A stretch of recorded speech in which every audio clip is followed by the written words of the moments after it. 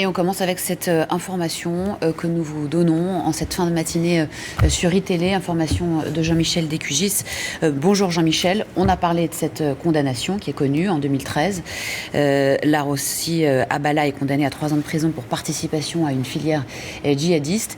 Et vous nous indiquez donc ce matin qu'il était par ailleurs placé sur écoute dans le cadre d'une autre enquête.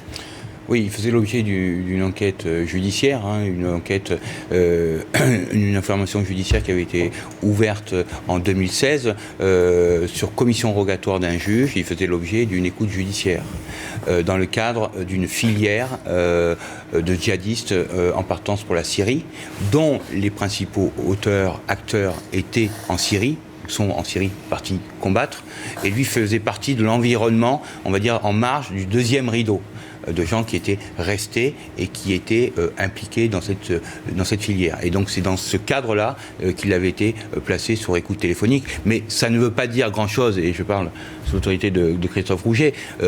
Les écoutes téléphoniques judiciaires, hélas, aujourd'hui, ces terroristes ont l'habitude de manipuler les téléphones, les puces, et de changer, évidemment, très souvent, de téléphone. Donc ce n'est pas parce que vous avez quelqu'un sur écoute judiciaire que vous allez pouvoir apprendre forcément le fait qu'il prépare un attentat, par exemple.